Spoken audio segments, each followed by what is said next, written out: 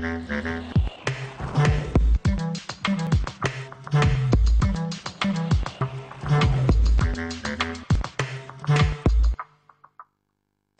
à tous, nous vous proposons cet après-midi d'écouter une partie de l'examen du projet de loi sur l'égalité femmes-hommes, un texte qui a été examiné et voté au Sénat la semaine dernière. Lors de l'examen en séance, le gouvernement a déposé un amendement sur le complément de mode de garde, amendement qui a été adopté. Objectif, aider les foyers les plus modestes à faire garder leurs enfants. Cette mesure devrait bénéficier à 140 000 familles. Voilà, tout de suite, direction l'hémicycle. Après l'article 6, je suis saisi de deux amendements en discussion commune. Le 75 rectifié bis, c'est vous, Madame Joanneau, qui le présentez. Merci, Monsieur le Président, Madame la Ministre.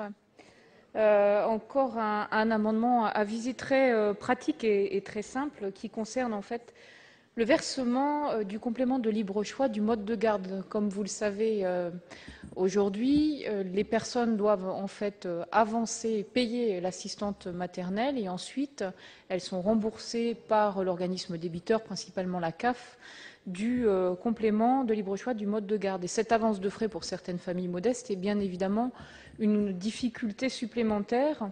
Donc l'amendement qui en réalité reprend une proposition de loi qui avait été déposée par mon collègue député Jean-Christophe Lagarde reprend le principe d'une expérimentation du paiement direct en fait de ce complément de libre choix auprès de l'assistante maternelle, ce qui évitera aux familles d'en faire l'avance, que cette expérimentation soit limitée à des personnes qui sont soit en retour à l'emploi, soit en insertion. Donc on a limité effectivement le champ de cette expérimentation et que les assistantes maternelles concernées soient en sous-activité ou volontaires. Merci. À l'amendement 191 rectifié du gouvernement. Monsieur le Président, Mesdames et Messieurs les sénateurs, effectivement, on peut, je pense, trouver un consensus sur cet amendement du gouvernement qui fait suite à une réflexion qui avait déjà été engagée l'an dernier dans le cadre du PLFSS et qui soulignait la difficulté spécifique des familles modestes à pouvoir accéder à un mode de garde, quel qu'il soit. Et en effet, on le constate dans les chiffres, puisque dans les familles les plus modestes, près de 90% des enfants sont gardés par les mères de famille. Ça n'est pas toujours forcément un choix. C'est quelque chose qui éloigne les femmes de l'emploi. Et c'est quelque chose aussi qui est profondément inégalitaire pour les enfants qui ne peuvent pas avoir accès à un mode de garde quel qu'il soit. Nous avions donc décidé d'instaurer ce principe du tiers payant du complément du mode de garde. Le Conseil constitutionnel a rejeté cette disposition comme estimant ne devant pas faire partie d'un document comme le PLFSS. Et je tiens à remercier Najat Vallaud-Belkacem de pouvoir effectivement l'introduire dans cette loi sur l'égalité femmes-hommes pour effectivement faciliter l'accès en particulier donc au mode de garde des assistantes maternelles pour les familles les plus modestes. C'est dans ce sens que Madame Joanneau a déposé un amendement. Nous avons mené une réflexion qui nous conduit à élargir le champ des familles qui pourraient bénéficier de ce tiers payant, en considérant que pour un couple, 2 enfants, le plafond pourrait être celui de 24 000 € et pour un couple avec un enfant, le plafond fixé à 21 000 €. Cela permet d'accroître le nombre de familles qui sont susceptibles de bénéficier de ce complément de mode de garde sous forme de tiers payant, qui est déterminant pour que des familles ne grèvent pas leur budget et puissent avoir accès à l'assistante maternelle. Cela aurait aussi pour bénéfice de sécuriser les assistantes maternelles qui, quelquefois, peuvent être dans l'hésitation compte tenu des faibles revenus de ces familles. Et au travers de cet amendement, c'est une façon d'aider les familles modestes, d'aider le recours aux assistantes maternelles et de sécuriser les emplois des assistantes maternelles. C'est pourquoi, évidemment, je vous invite à voter cet amendement, car c'est un grand signe donné en direction du développement des modes de garde pour les familles les plus modestes. Merci. Donc, avis de la commission sur ces deux amendements. Oui, Monsieur le Président, Mesdames les ministres. Donc, ces deux amendements qui diffèrent légèrement dans leur rédaction. Cependant, comme Madame la ministre vient de l'expliquer, l'amendement du gouvernement a une portée plus large et concernera plus de familles. Donc, les deux amendements proposent la mise en place d'une expérimentation consistant à verser le tiers payant directement à l'assistante maternelle. On l'avait abordé au moment du PLFSS 2013 et la Commission des affaires sociales, lors de son examen, avait accueilli très favorablement cette expérimentation. Donc le but, il est bien de faciliter l'accès des familles les plus modestes à un mode de garde individuel et on sait que le choix des modes de garde varie fortement selon le niveau de vie et le niveau de vie des parents. Donc pour les familles les plus modestes, l'effort financier est 2 fois plus important lorsqu'il s'agit d'un mode de garde individuel plutôt qu'un mode de garde collective. Donc on insiste encore et toujours sur la nécessité d'ouvrir des crèches et des modes d'accueil pour l'enfant de manière en crèche ou en structure collective. Ceci dit, pour en revenir à l'avis favorable à l'amendement 191 qui vient d'être présenté par le gouvernement et considérant qu'il peut être satisfait, demande de retrait par là l'avis de Madame Joanneau. Et je souligne qu'en accord avec le président de la commission des lois, je souhaiterais au nom de la commission des affaires sociales que l'amendement 191 soit vu avant l'amendement 75. Merci, Madame le rapporteur. Donc, selon l'article 44 alinéa 6 du règlement, la proposition de la commission est de droit, sauf opposition du gouvernement. Le gouvernement ne s'y oppose pas. Donc, la priorité est donc donnée. Donc, c'est le 191 rectifié qui sera soumis. Quelle explication de vote, Madame Joanneau? Oui, Monsieur le Président, Mesdames les ministres, je crois que vous pouvez aussi remercier comme moi Jean-Christophe Lagarde d'avoir rédigé cette proposition de loi, puisque nos deux amendements sont rédigés presque exactement pareil, si ce n'est un élargissement des bénéficiaires. Et par conséquent, bien évidemment, nous ne pouvons qu'y être favorables, ça va dans le bon sens. Et donc, je retire mon amendement, mais encore une fois, je pense qu'il faut avoir l'honnêteté de rendre à Jean-Christophe Lagarde la paternité de cet amendement. Madame Pasquier. Oui, merci, Monsieur le Président. C'est une mesure qu'effectivement on avait eu l'occasion d'évoquer déjà au PLFSS, dans les débats du PLFSS l'année dernière. Il est regrettable que la mesure ait été retoquée par le Conseil constitutionnel, ce qui a empêché l'expérimentation de se mettre en place dès le 1er janvier de cette année. Je pense que c'est une mesure intéressante tant pour les familles que pour les assistants maternels. J'alerte cependant la ministre sur la charge de travail supplémentaire que ça va occasionner pour les salariés des CAF qui sont déjà dans des situations difficiles et qu'on a eu aussi l'occasion d'évoquer au travers du débat du PLFSS, mais aussi au travers des débats sur la situation des CAF en France. Un autre point aussi, plutôt un questionnement sur le 3 de l'amendement. Je me pose la question de savoir comment va se passer la déclaration ou la mise en place de ce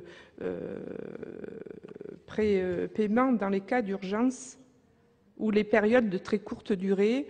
Est-ce qu'il va falloir que l'assistant maternel ou le foyer se déclare avant d'avoir ce besoin de garde ponctuelle? Donc il s'agit d'un besoin ponctuel. Bien, je mets donc aux voix cet amendement 191 rectifié, présenté par le gouvernement qui a reçu un avis favorable de la commission. Ceux qui sont favorables veulent bien lever la main. Ceux qui sont défavorables, il est donc adopté et le 75 rectifié bis tombe. Après l'article 6, je suis saisi d'un amendement 14 rectifié qui présente Mme Gonthier-Maurin.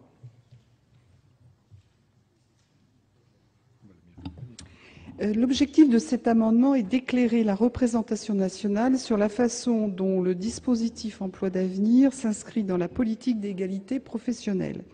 Il propose qu'un bilan soit remis par le gouvernement analysant ces contrats d'un point de vue quantitatif en examinant la répartition du nombre de contrats entre les candidats des deux sexes et au plan qualitatif en nous indiquant dans quelle mesure ils ont contribué à la lutte contre les stéréotypes professionnels. Cet amendement reprend la recommandation numéro 15 de la délégation. Merci. Avis de la commission. Oui, la délégation a fait pas mal de recommandations, 36 je pense, et certaines ont été traduites en amendements. Donc il me semble que le rapport annuel d'évaluation que le gouvernement doit déjà remettre au Parlement en application de l'article 5 de la loi du 26 octobre 2012 qui crée les emplois d'avenir, le prévoit déjà. Donc c'est une demande de retrait, sinon un avis défavorable. Avis du gouvernement, Madame la ministre. La sénatrice Meunier a tout dit, puisque, en effet, dès la mise en place des emplois d'avenir, le gouvernement a souhaité leur assigner l'objectif d'égalité entre les femmes et les hommes et la mixité. Et de fait, je suis en mesure de vous donner une information quantitative intéressante sur ce sujet, puisque sachez qu'on enregistre 50,6% de filles dans les 50 000 emplois d'avenir qui ont été conclus déjà. Quant à l'information qualitative, cette fois-ci, sur le type d'emploi, etc., nous allons la voir prochainement, mais je trouve que le chiffre est déjà assez intéressant. Et donc, au bénéfice de cette explication, je vous demande de bien vouloir retirer votre amendement. Madame Moutier, l'amendement est retiré. Avant l'article 7, je suis saisi d'un amendement 101 rectifié. Qui le présente, le 101 rectifié? Madame Meunier, Mesdames Meunier. Qui le présente? Madame Meunier, en tant que membre, plus en tant que rapporteur.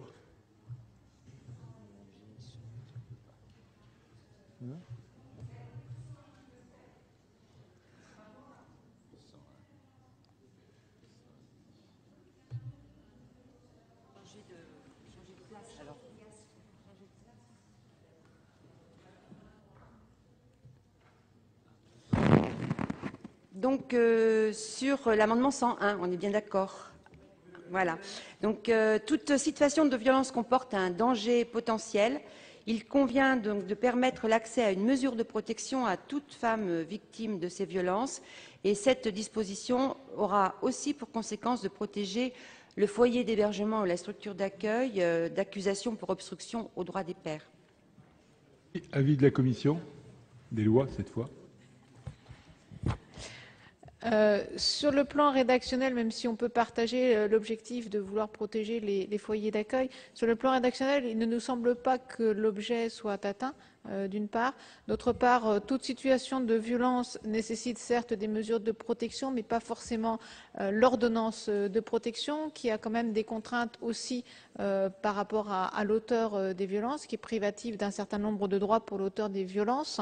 Donc il ne nous semble pas opportun de commencer à entrer dans une espèce d'automaticité de l'ordonnance de protection qui annihilerait un petit peu ses effets. Et il faut laisser le juge, malgré tout, gérer ce genre de problème. Donc pour toutes ces raisons, la Commission a émis un avis défavorable. Merci. Avis du gouvernement. Oui, Madame la sénatrice, j'avoue ne pas bien mesurer la portée de l'amendement que vous avez proposé, qui ne me paraît pas modifier l'état du droit et en tout cas ne pas répondre aux vœux que vous exprimez, à savoir celui d'une efficacité renforcée dans l'accès des femmes à la mesure de protection. Cette efficacité renforcée, je propose que nous y parvenions par précisément la réforme de l'ordonnance de protection que je vous ai proposée, avec la réduction des délais d'ouverture de l'ordonnance, avec la possibilité d'avoir des audiences séparées, avec l'allongement des effets de l'ordonnance de protection à 6 mois. Je pense que c'est la meilleure protection que nous puissions introduire. Voilà, donc je vous demande de bien vouloir retirer cet amendement, sinon j'y suis défavorable. Et Madame, vous gardez. Je me suis sûrement fait mal comprendre. En fin de compte, je voulais aussi porter l'aspect sur l'importance et le grand danger qui est pour les femmes qui sortent, qui sont soumises à l'emprise de leur conjoint, mais je le reformulerai, donc je le retire momentanément, là, je le retire. 101. Merci, madame. À l'article 7, j'ai 2 demandes de parole. Monsieur Roland Courteau. Merci, Monsieur le Président. L'ordonnance de protection. L'ordonnance de protection est une mesure centrale de la loi du 9 juillet 2010 et elle vise, en se substituant au référé violence, à fournir un cadre d'ensemble aux personnes victimes de violences leur permettant de stabiliser leur situation juridique. J'insiste pour dire que la gamme des mesures à la disposition du juge est bien plus large dans le cadre de l'ordonnance de protection que dans le cadre d'une procédure pénale et d'un contrôle judiciaire. L'ordonnance de protection a fait ses preuves et est jugée positivement par les associations. La situation juridique de la victime est mieux assurée. Malheureusement, on enregistre de fortes disparités dans sa délivrance entre les territoires. Bien utilisée dans certains départements, elle ne l'est pas ou si peu dans d'autres. Pourquoi? Problème de preuve, désistement de la requérante, défaut de connaissance du dispositif et des mesures qui peuvent figurer dans l'ordonnance de protection, défaut de formation des magistrats, des avocats, je ne sais pas. Il est vrai que l'attribution de pouvoirs pénaux aux juges aux affaires familiales nécessite, comme le soulignent Daniel Bousquet et Guy Geoffroy dans leur rapport, une véritable révolution culturelle de leur part. Or, comme cela a été dit, il suffit qu'un seul maillon de la chaîne fasse défaut pour que tout le dispositif soit stoppé. En effet, si les avocats connaissent mal la procédure ou si les magistrats la sous-estiment, alors les victimes en seront de fait souvent écartées. Cela dit, reste le problème des délais de délivrance. Ils sont extrêmement longs en moyenne. Or, nous sommes là, en présence souvent de personnes en grand danger pour lesquelles il importe de réagir en urgence et pas 21 jours ou 26 jours plus tard. L'objectif de l'ordonnance, me semble-t-il, consiste à mettre à l'abri la victime le plus vite possible afin qu'elle ne soit pas exposée à des représailles notamment. Avec des délais trop longs, nous ratons l'objectif. Or, parfois, les victimes sont en danger de mort. Certes, je comprends qu'on ne puisse pas délivrer l'ordonnance en 24 heures ou même 48 heures. Il faut évidemment tenir compte des droits de la partie défenderesse et d'un certain nombre d'autres contraintes, certes. Se pose également le problème des délais de convocation. Pourquoi ne pas généraliser la convocation via huissier de justice, comme c'est le cas au TGI de Bobigny, plutôt que de persister à convoquer les parties par lettre recommandée avec accusé de réception, ce qui génère un délai de 15 jours et contribue à l'allongement total du délai de délivrance de l'ordonnance. En fait, réduire fortement ce délai est une impérieuse nécessité. Quant à la durée de 4 mois de cette ordonnance de protection, toutes les associations concernées vous diront qu'elle était insuffisante et ne permet pas dans les faits d'assurer la stabilisation juridique de la victime. Trop souvent, les questions relatives à la séparation, comme celles concernant le logement ou les enfants, n'ont pas été réglées dans le délai de 4 mois. Par ailleurs, si cette durée pouvait être prolongée pour les couples mariés, dans le cas d'une requête en séparation de corps ou d'un divorce, par contre, cette prolongation ne pouvait avoir lieu dans le cas de couples pacsés ou en concubinage.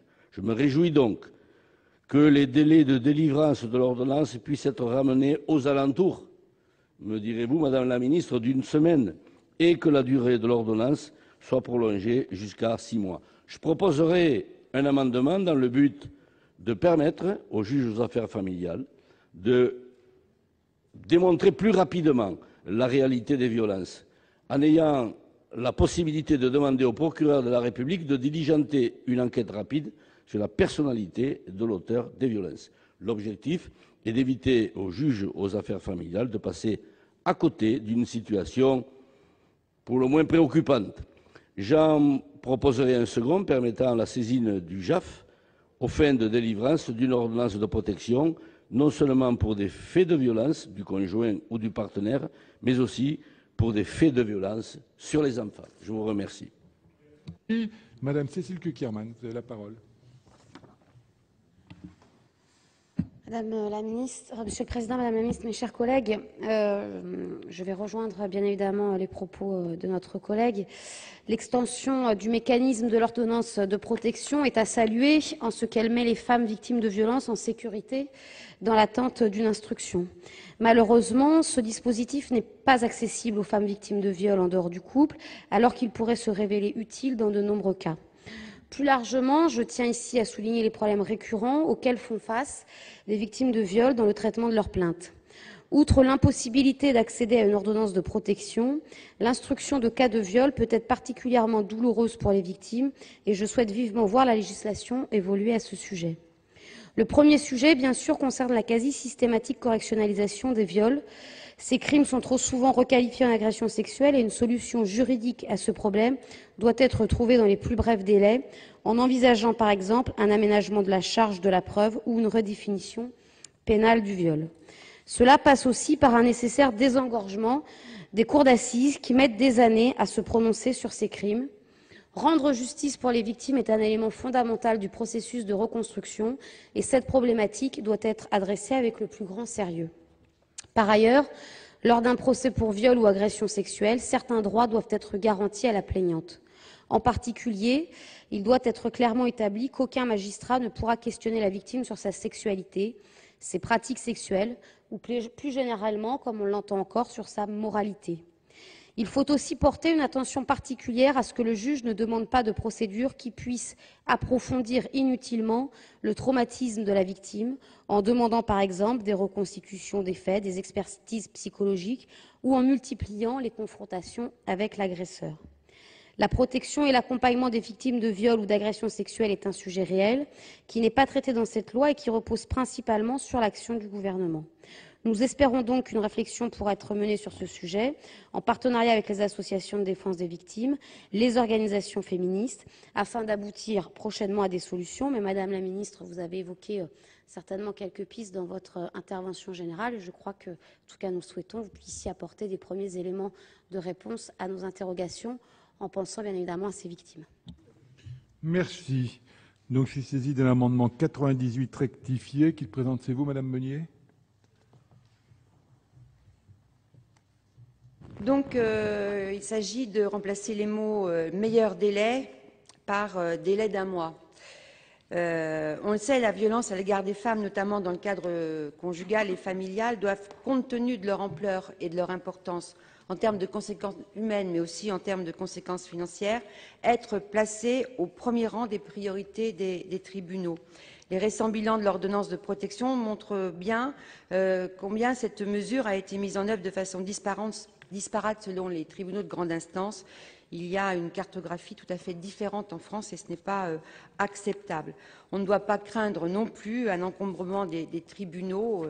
Les femmes sont responsables et on doit pouvoir leur donner accès au dépôt de plainte et les plaintes doivent être prises en compte dès le premier dépôt.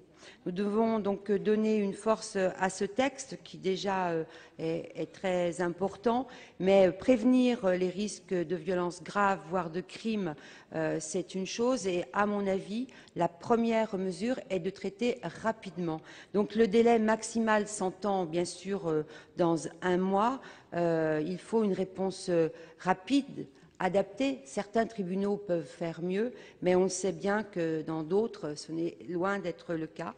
Donc, pour donner cette priorité pénale, il m'a semblé important de mettre un délai dans le temps. La Commission.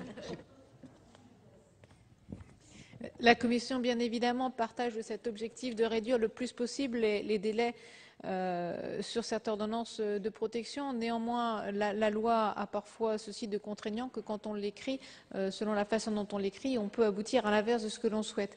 Et là, inscrire un délai de 1 mois dans la loi nous semble effectivement préjudiciable, au contraire, à l'objectif recherché.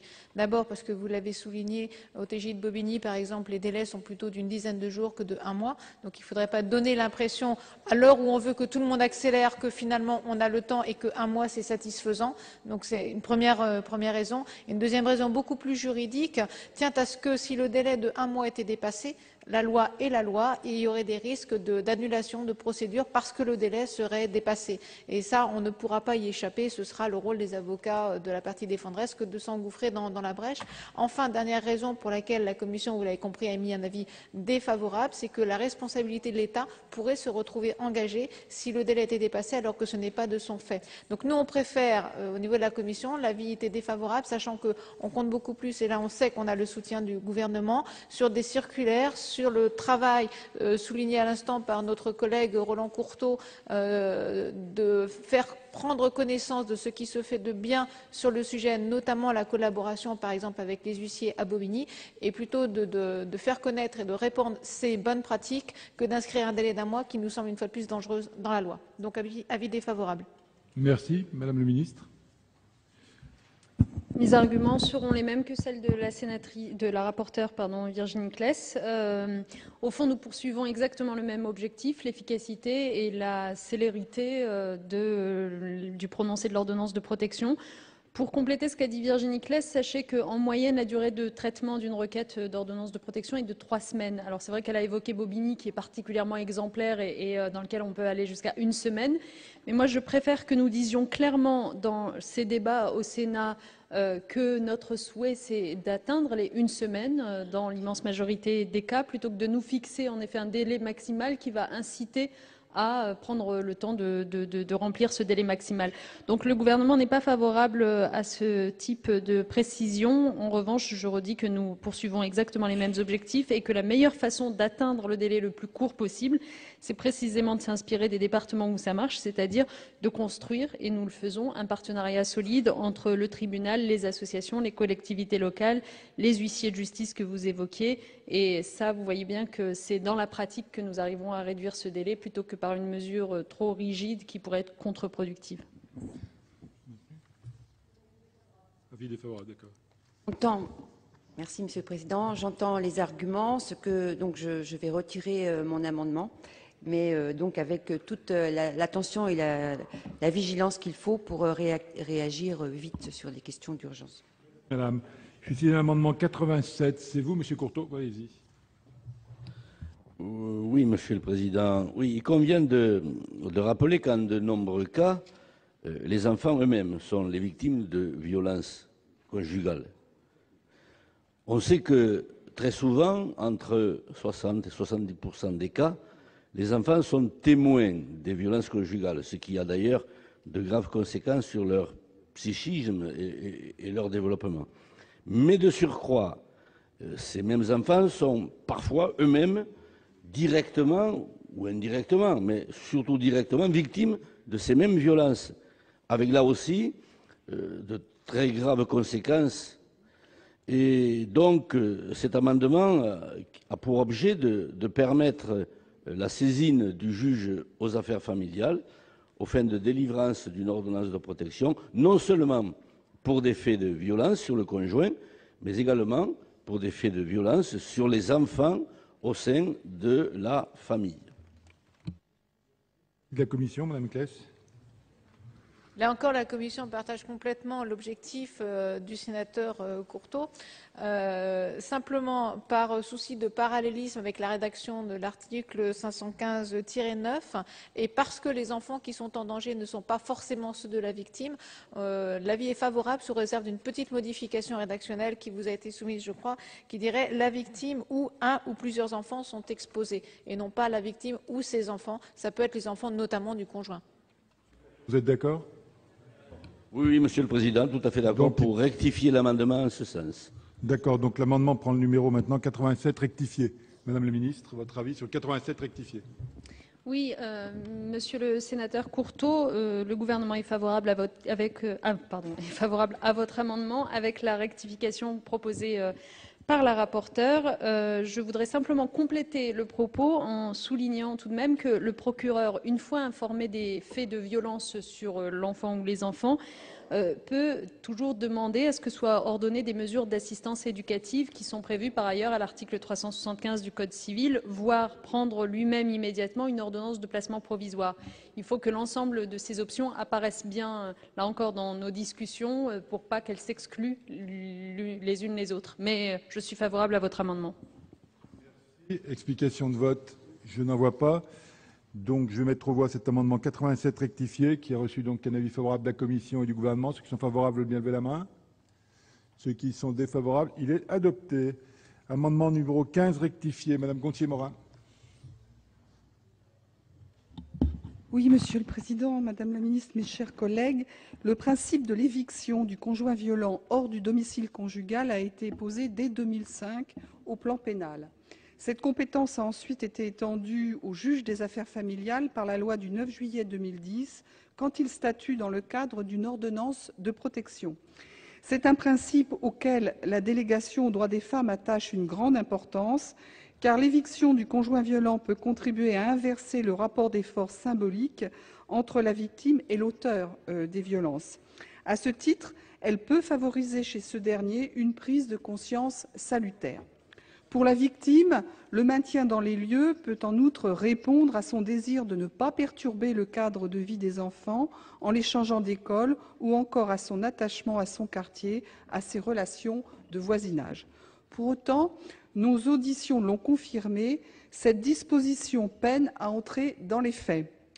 Cela peut tenir à la volonté de la victime de rompre avec un cadre lié à des souvenirs douloureux et de redémarrer une vie nouvelle. Cette volonté doit évidemment être respectée. Mais ces freins peuvent tenir à d'autres facteurs. Les auditions auxquelles j'ai procédé ont montré, par exemple, que le fait pour la victime de violences d'avoir quitté le domicile commun et d'avoir bénéficié d'un hébergement d'urgence au moment du dépôt de sa requête avait pu, en pratique, inciter certains juges à privilégier le maintien dans les lieux du conjoint violent. Il serait choquant que le fait d'avoir dû, dans l'urgence et sous la menace d'un danger imminent, quitter le domicile commun puisse invalider le droit de la victime à rester dans les lieux. Le présent amendement apporte une traduction législative à la recommandation 18 de notre délégation qui a souhaité lever toute ambiguïté en ce domaine. Il faut que le principe de l'éviction du conjoint violent continue à prévaloir, même si la victime a bénéficié d'un hébergement d'urgence. Merci. Avis de la Commission. Alors la commission des lois, qui tente toujours d'avoir le regard le plus précis possible sur l'écriture de la loi, a émis un avis défavorable.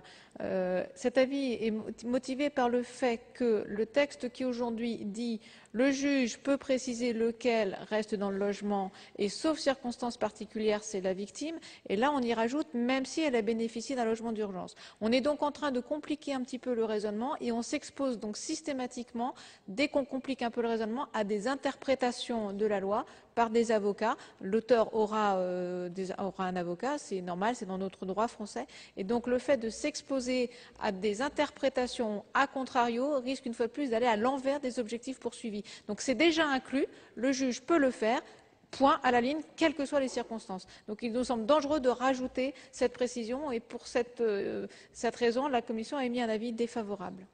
Merci. Avis du gouvernement, Madame la Ministre.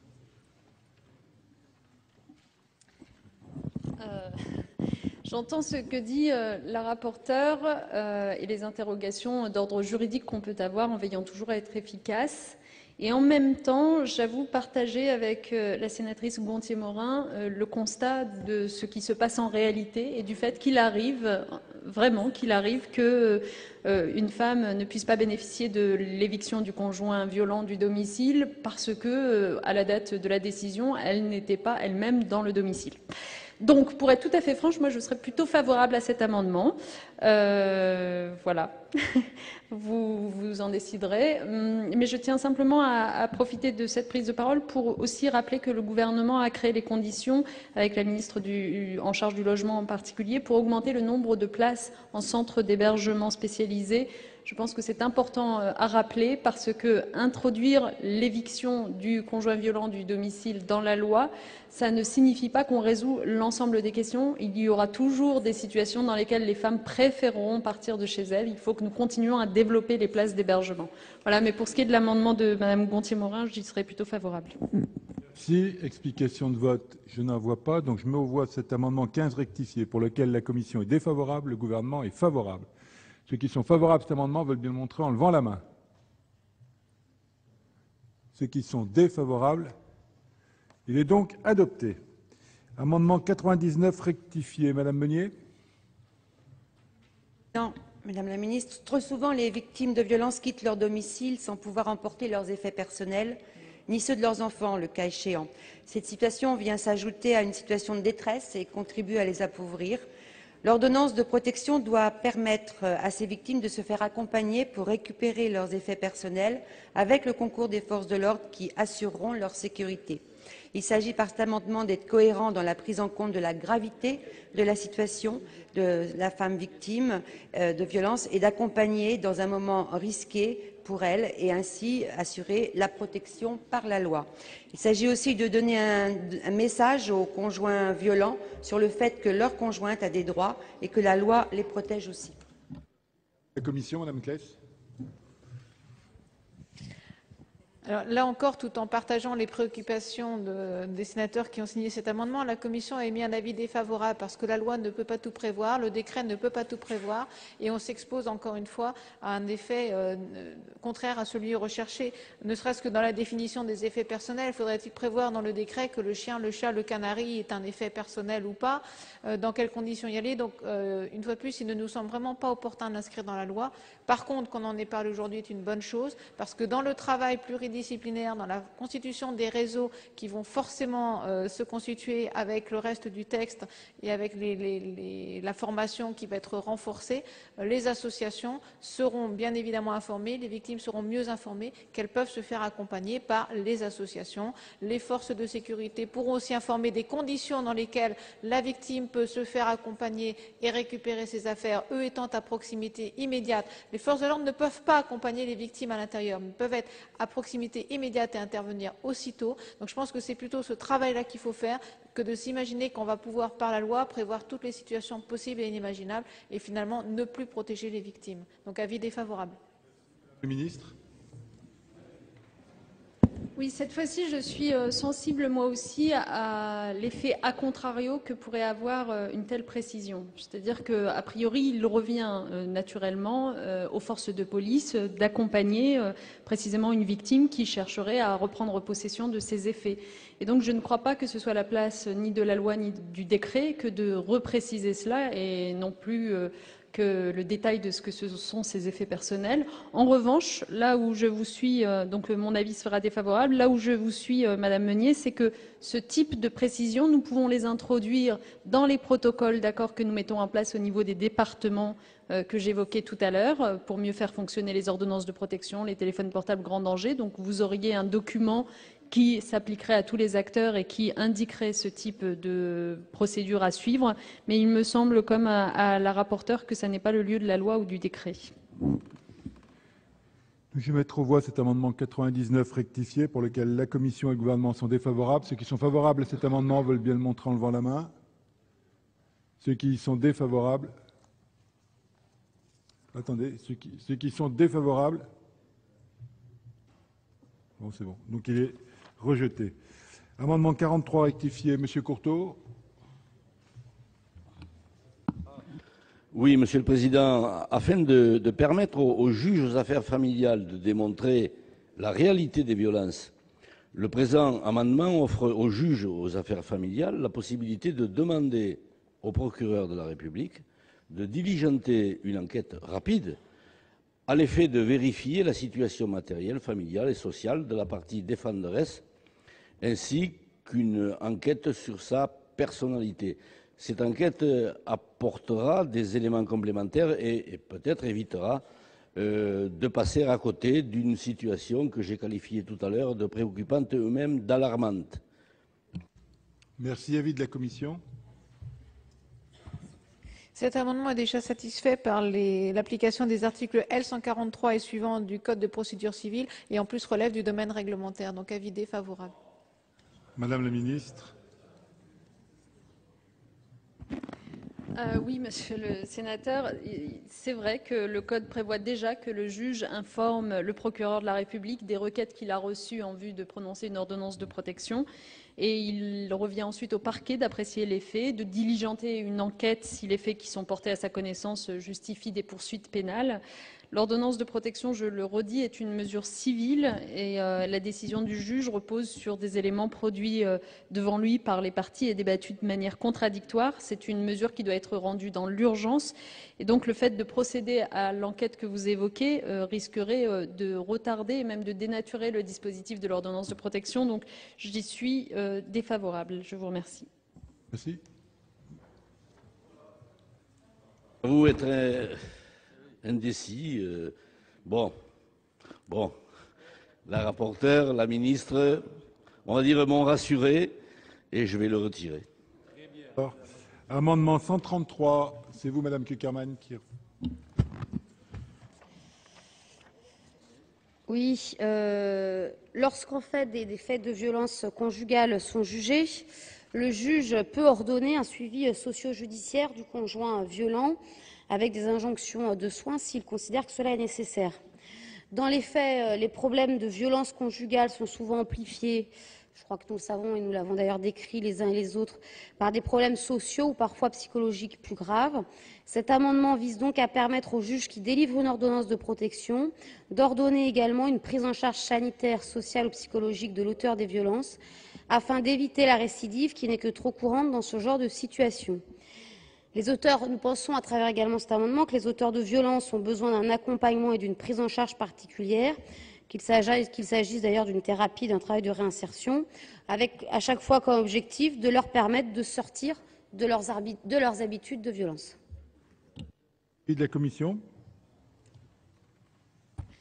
Cette proposition est à la limite des compétences du juge civil. Néanmoins, la commission des lois a émis un avis favorable dans la mesure où le contradictoire a été respecté au moment de l'ordonnance de protection et dans la mesure où il nous semble que ça ne peut être qu'un plus pour la victime et pour la protection de la victime puisque ce genre de dispositif est destiné à éviter la récidive. Donc avis favorable. Merci. Le gouvernement, Madame la ministre. D'abord, vous avez raison, Madame la sénatrice Cukierman, de mettre l'accent sur la prise en charge des auteurs de violences conjugales. C'est évidemment une condition essentielle pour la prévention de la récidive et nous l'avons fait également dans le projet de loi, nous y reviendrons. La prise en charge que vous proposez, d'abord, elle figure déjà parmi les mesures alternatives aux poursuites qui sont énumérées à l'article 41.1 du Code de procédure pénale. Le parquet, une fois qu'il est informé des faits portés à la connaissance du juge dans le cadre de l'ordonnance de protection, peut parfaitement prendre une telle mesure. Ce sont ses prérogatives. Cela étant, l'ordonnance de protection, c'est une mesure civile, provisoire, qui repose sur la vraisemblance des faits uniquement, et donc qui ne peut pas être assimilée, nous semble-t-il, à une mesure pénale qui serait prise par le procureur dans le cadre de sa libre appréciation de l'opportunité des poursuites, et donc qui risquerait, là encore, d'être assez contre-productive pour l'efficacité et la rapidité de l'ordonnance de protection. Donc nous y serons défavorables. Merci. Explication de vote. Je n'en vois pas. Donc je vais mettre aux voix cet amendement 133 qui a reçu un avis favorable de la commission et défavorable du gouvernement. Ceux qui sont favorables à cet amendement veulent bien lever la main. Qui sont favorables. Attendez. Si vous voulez bien lever la main réellement, ceux qui sont favorables à l'amendement pour qu'on puisse compter. Je ne vais pas demander les deux, une me suffit. Merci. Ceux qui sont défavorables. Il est adopté. À l'article 7, je suis saisi de 3 amendements en discussion commune. L'amendement numéro 100 rectifié de Madame Meunier.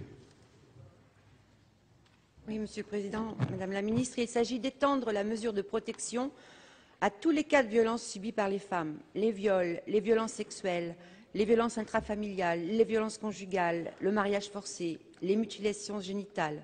Les violences envers les femmes sont des violences particulières dans leur mécanisme et du fait de la proximité avec les auteurs de ces violences dans la plupart des cas. En effet, les mécanismes d'emprise et de peur auxquels sont soumises les victimes sont identiques dans tous les cas de violence et nécessitent souvent une mise en sécurité, particulièrement dans la période où a eu lieu la dénonciation des faits de violence subis par un proche, ce qui est un cas très fréquent. Donc nous devons être cohérents une fois de plus et accompagner concrètement les victimes qui prennent des risques personnels à sortir de l'emprise et à dénoncer leur agresseur. Il est important de permettre à l'ensemble des femmes victimes et qui se sentent menacées de bénéficier d'une mesure de protection. On l'a entendu souvent au moment des audiences des associations. Merci. Amendement 119 rectifié. C'est vous, Madame Laborde. Merci, Monsieur le Président. Madame la Ministre, mes chers collègues, depuis la loi du 9 juillet 2010, le juge des affaires familiales peut délivrer une ordonnance de protection dans les cas de menaces de mariage forcé. Notre amendement propose d'étendre cette mesure d'urgence aux cas de mutilation sexuelle. Les violences coutumières, comme le mariage forcé, mais aussi les mutilations sexuelles, sont des formes de violence totalement inacceptables dans notre pays et il est de notre responsabilité de protéger ces victimes de violences insupportables. Nous savons bien que les victimes de mutilations sexuelles sont souvent des enfants, que le juge compétent est dans ce cas le juge des enfants et qu'il dispose de pouvoirs extrêmement larges. Mais les mutilations génitales féminines concernent aussi des femmes adultes qui les subissent au moment de leur mariage, au cours de leur grossesse ou à la suite du premier accouchement. Nous ne pouvons pas les ignorer. Ces femmes se sentant menacées de mutilations sexuelles doivent pouvoir être protégées avant même le dépôt de plainte. Je vous remercie. Merci. Amendement 134 rectifié. Madame Cukierman. Oui, je crois que je suis déjà intervenue sur cette question dans l'intervention sur article, donc j'irai rapidement. Je crois que ça rejoint de toute façon ce qui a été dit. L'objectif d'étendre cette ordonnance de protection aux victimes de viols, d'agressions sexuelles, de harcèlement sexuel dans les cas où les victimes seraient en situation de danger, eh bien de donner accès à ces victimes à cette ordonnance de protection, ce qui leur permettrait de se sentir plus en sécurité dans l'attente du jugement face à un agresseur qu'elles sont parfois forcées de croiser quotidiennement, que ce soit dans leur entourage proche, Madame Meunier le disait, que ce soit aussi sur leur lieu de vie, que ce soit aussi sur le lieu de travail. Il nous semble en tout cas que cela pourrait permettre une réelle protection de ces victimes, à la fois aussi pour que les plaintes puissent être déposées et dans l'attente du jugement. Avis de la Commission sur 3 amendements, Madame Claes. Alors, sur ces 3 amendements, l'avis de la Commission est le même. Bien évidemment, nous partageons ce qui a été exprimé sur le caractère totalement inacceptable de ces faits de violence inouïs. Néanmoins, et peut-être même justement, il ne faut pas confondre un dispositif civil avec un dispositif pénal, et ces faits-là relèvent vraiment du pénal directement et pas d'un dispositif civil d'urgence, dispositif pénal qui peut aller jusqu'à la mise en détention provisoire de l'auteur. Donc pour ces raisons, nous avons émis un avis défavorable. Merci. Le gouvernement, Madame le ministre. Oui, Monsieur le Président, avant de répondre à ces 3 amendements, je voudrais revenir un instant sur celui qui a été adopté précédemment. Je ne vais pas vous redemander de voter, évidemment, mais il ne s'agit pas de cela, mais je voudrais quand même que vous soyez bien conscients d'une chose, c'est que le dispositif même de l'ordonnance de protection, mesure civile et non pénale, est précieux et fragile, et que tout ce que nous lui ajoutons de nature quasi pénale ou de règles automatiques lui porte préjudice. Ce dispositif n'a pas été examiné jusqu'à présent par le Conseil constitutionnel, il n'a pas fait l'objet d'une QPC, rien n'exclut qu'il le fasse à l'avenir, et donc je ne voudrais pas que le dispositif tombe parce que nous avons cherché à être trop généreux. Entendez-moi bien, c'est pour cette raison que je ne suis pas d'accord avec certaines des propositions qui ont été faites jusqu'à présent, et je ne serai pas d'accord non plus avec les 3 amendements qui nous ont été présentés, pour les raisons qu'a rappelé Madame Claes, bien sûr, à savoir qu'il s'agisse du viol ou des mutilations sexuelles, on est face à des crimes qui doivent être traités comme tels. Les affaires criminelles doivent être traitées devant les assises. Et donc, nous ne pouvons pas nous-mêmes envoyer un signal de sous-qualification, en quelque sorte, de ces affaires. Je redis que l'ordonnance de protection est une procédure civile qui s'adresse à des victimes qui ne souhaitent pas poursuivre l'auteur pour des raisons liées notamment à la promiscuité familiale, etc., et qu'on peut très bien comprendre. Il ne faut pas l'élargir outre mesure. En revanche, là où je serais favorable, c'est aux dispositions qui pourraient être proposées pour que des mesures de protection, comme le téléphone portable grand danger par exemple, soient étendues au-delà des violences conjugales aux victimes de viol. Donc ça, c'est un sujet encore différent, mais sur les 3 amendements qui viennent d'être déposés, avis défavorable. Donc, je vais mettre aux voix l'amendement sans rectifier. D'explication de vote. Monsieur Longuet, pardon. Monsieur le Président, Madame le Ministre, mes chers collègues, moi je suis très sensible à l'argumentation de Madame le Ministre. Nous avons besoin de pouvoir mettre fin à des situations inacceptables en restant dans l'ordre civil pour éviter de transformer ce qui est un conflit en une tragédie. Et j'attire votre attention sur le fait que l'ordonnance civile doit pouvoir fonctionner aisément, être brandie non seulement comme une menace, mais mise en œuvre, alors que l'action pénale risque de créer une situation irréversible, ce que ne souhaite pas nécessairement le conjoint qui, par ailleurs, souhaite une protection. Donc, vraiment, je demande à mes amis de bien vouloir suivre le gouvernement sur ce point. Merci. Autre explication de vote, je ne vois pas. Donc, le sans rectifier, avis défavorable de la commission, défavorable du gouvernement. Ceux qui sont favorables à cet amendement veulent bien lever la main. Ceux qui sont défavorables. Ceux qui sont défavorables. Il faut lever la main parce que, bien, il n'est pas adopté. Le 119 rectifié, avis défavorable de la commission, défavorable du gouvernement. Ceux qui sont favorables veulent bien lever la main. Ceux qui sont défavorables, il n'est pas adopté. Le 134 rectifié, retiré. Je suis saisi d'un amendement 120 rectifié. Doit être Madame Laborde. C'est ça, j'avais bien vu. Oui, Monsieur le Président. Encore aujourd'hui, de nombreuses familles renvoient leurs enfants à l'étranger contre leur gré pour y être mariés de force. Lorsqu'une jeune femme se sent menacée de mariage forcé, le juge aux affaires familiales peut délivrer une ordonnance de protection et prévoir notamment l'interdiction de sortie du territoire français temporaire de la personne menacée.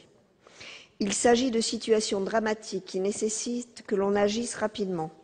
Or, nous savons pertinemment que les délais de délivrance de l'ordonnance sont beaucoup trop longs, 26 jours en moyenne selon le Conseil national de l'aide aux victimes. Certes, Madame la Ministre, vous avez souhaité que l'ordonnance de protection soit désormais délivrée dans les meilleurs délais. Pour autant, dans le cas de mariages forcés, surtout lorsqu'ils ont lieu à l'étranger, il serait souhaitable que l'ordonnance de protection soit délivrée automatiquement dès qu'une jeune femme se sent menacée de mariage forcé. Merci. Avis de la commission. La Commission a un peu débattu autour de cet amendement parce qu'effectivement, ça rend un prononcé d'ordonnance de protection automatique. Cependant, on est dans un cas assez particulier où la menace de mariage forcé est avérée. C'est pas ce sang, mais la victime a démontré la menace de mariage forcé. Donc effectivement, là, il y a réellement urgence à délivrer l'ordonnance de protection. Donc c'est du fait de cette petite nuance que la Commission a émis un avis favorable, mais avec toujours ces réticences sur l'automaticité malgré tout. Avis du gouvernement, Madame la Ministre. Bon, d'abord, je comprends très bien, Madame la sénatrice Laborde, votre souhait que le prononcé de l'ordonnance de protection pour les cas de menaces de mariage forcé soit plus fréquent. C'est vrai qu'on ne peut que déplorer, parce que je rappelle que c'est possible aujourd'hui, mais on ne peut que déplorer le faible nombre de ces ordonnances prononcées. Nous avons décidé de nous attaquer à ce sujet en travaillant notamment avec le ministère en charge des Français de l'étranger, puisque c'est souvent des victimes amenées à l'étranger pour procéder à ces mariages. Donc en procédant à une meilleure information des Françaises et des Français qui sont dans cette situation. un meilleur accompagnement grâce à nos consulats aussi. Et puis nous avons par ailleurs renforcé les sanctions qui pèsent sur tout ce qui tourne autour du mariage forcé, y compris l'incitation faite à opérer un mariage forcé. On en a discuté ici il y a quelques mois. Pour l'amendement que vous proposez, aujourd'hui, j'estime aussi que l'automaticité imposée va être au fond nuisible à une individualisation des réponses que doit apporter le juge aux situations des victimes. Donc j'y serai défavorable. Merci. Explication de vote, je n'en vois pas, donc je vais mettre aux voix cet amendement sans rectifier, pour lequel je rappelle la commission est favorable, le gouvernement est défavorable. Ceux qui sont favorables à cet amendement veulent bien lever la main. Ceux qui sont favorables. Ceux qui sont défavorables, il est adopté. Je vais donc mettre aux voix l'article 7. Ceux qui sont favorables à cet article 7 veulent bien lever la main. Ceux qui y sont défavorables, l'article 7 est adopté. Article 8, je suis saisi de 4 amendements en discussion commune. L'article 16 rectifié. Madame Gonthier-Maurin. Merci Monsieur le Président, Madame la Ministre, mes chers collègues. La médiation pénale est une des mesures alternatives aux poursuites que peut prendre le procureur de la République sur le fondement de l'article 41-1 du Code de procédure pénale.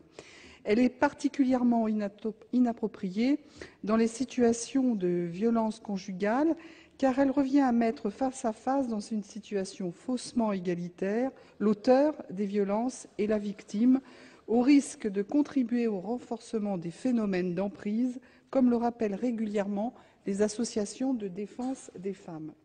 La loi du 9 juillet 2010 en a réduit le champ d'application en introduisant une présomption de non-consentement à la médiation pénale pour les personnes bénéficiant d'une ordonnance de protection. Le projet de loi va plus loin en subordonnant la médiation pénale à la demande expresse de la victime dans les situations de violence au sein du couple. La commission des lois propose d'en restreindre encore le champ en l'interdisant en cas de récidive. Ce n'est pas assez, puisque l'on s'accorde sur l'inéquation de cette procédure en cas de violence conjugale.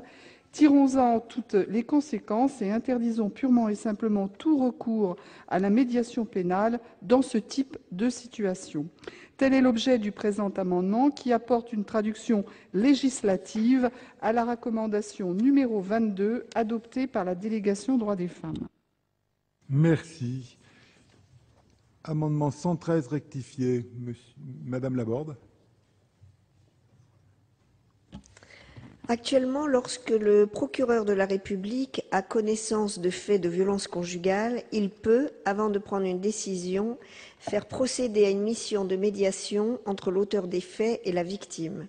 La médiation a pour but de parvenir à une issue acceptée par les deux parties.